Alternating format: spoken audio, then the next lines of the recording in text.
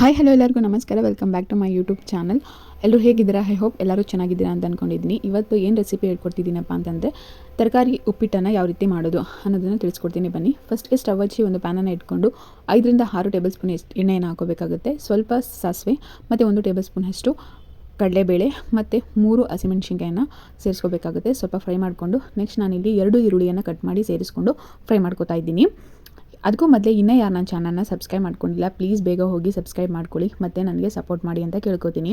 ನಾನು already 3 ಹಸಿಮೆಣಸಿನ್ಕಾಯನ್ನು cut ಮಾಡಿ ಹಾಕ್ಕೊಂಡಿರೋದ್ರಿಂದ ಇಲ್ಲಿ ನಾನು 3 ಒಣಮೆಣಸಿನ್ಕಾಯನ್ನು ಕಟ್ ಮಾಡಿ ಸೇರಿಸ್ಕೊತಾ ಇದ್ದೀನಿ ಒಗ್ಗರಣೆಗೆ. ಇವಾಗ ಅದನ್ನು ಸಹಿತ ಫ್ರೈ ಮಾಡ್ಕೋಬೇಕಾಗುತ್ತೆ. ಮತ್ತು ನಿಮ್ಗೆ ಏನಾದ್ರೂ ರೆಸಿಪಿ ಬೇಕಾದರೆ ಪ್ಲೀಸ್ ಕಮೆಂಟ್ ಮಾಡಿ ತಿಳಿಸಿ, ನಾನು ಆ ರೆಸಿಪಿನ ಮಾಡಿ ವಿಡಿಯೋ ಮಾಡಿ ಹಾಕ್ತೀನಿ. ಇವಾಗ ಈರುಳ್ಳಿ ಎಲ್ಲ ಫ್ರೈ ಆದಮೇಲೆ ಜಾಸ್ತಿ ಫ್ರೈ ಮಾಡ್ಕೊಳ್ಳೋ ಅವಶ್ಯಕತೆ ಏನಿರೋದಿಲ್ಲ.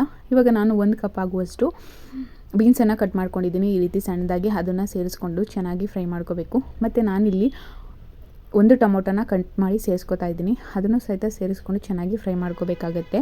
ಮತ್ತು ನಾನು ಇಲ್ಲಿ ಕ್ಯಾರೆಟನ್ನು ಸ್ವಲ್ಪ ತುರಿದು ಸೇರಿಸ್ಕೊತಾ ಇದ್ದೀನಿ. 1 ಕ್ಯಾರೆಟನ್ನು ತುರಿದು ಸೇರಿಸ್ಕೊತಾ ಇದ್ದೀನಿ. ಅದನ್ನು ಸಹಿತ ಸೇರಿಸ್ಕೊಂಡು ಚೆನ್ನಾಗಿ ಫ್ರೈ ಮಾಡ್ಕೋಬೇಕು. ಏನಿಲ್ಲ ಅಂತಂದ್ರೂ ಒಂದು 10 ಮಿನಿಟ್ಸ್ ಚೆನ್ನಾಗಿ ಫ್ರೈ ಮಾಡ್ಕೊಳ್ಳಿ. ಯಾಕಂತಂದರೆ ಎಣ್ಣೆಯಲ್ಲಿ ಬೀನ್ಸು ಎಲ್ಲ ಬೇಯಬೇಕು ಸ್ವಲ್ಪ. ಹಾಗಾಗಿ ಇವಾಗ ನಾನಿಲ್ಲಿ 1 ಲೋಟ ರವೆಗೆ ಮಾಡ್ತಿರೋದ್ರಿಂದ ನಾನಿಲ್ಲಿ 3 ಲೋಟ ನೀರನ್ನು ಸೇರಿಸ್ಕೊತಾ ಇದ್ದೀನಿ.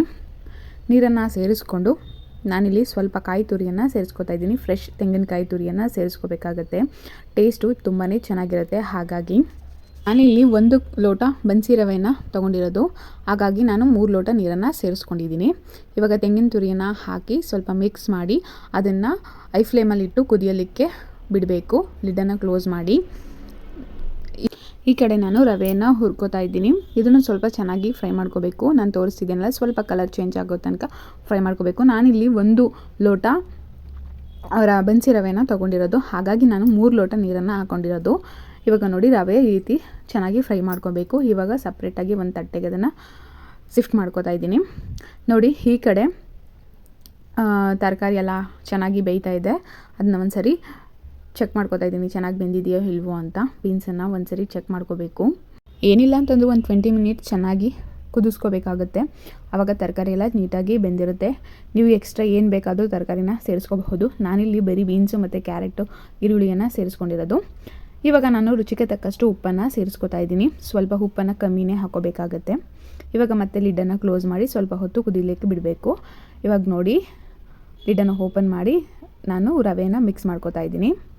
ಈ ರೀತಿ ಒಂದು ಕೈಯಲ್ಲಿ ರವೆನ ಇಟ್ಕೊಂಡು ಮತ್ತೊಂದು ಕೈಯಲ್ಲಿ ಸ್ಪ್ಯಾಚುಲಾ ಸಹಾಯದಿಂದ ಅದನ್ನು ಚೆನ್ನಾಗಿ ಮಿಕ್ಸ್ ಮಾಡ್ಕೋಬೇಕು.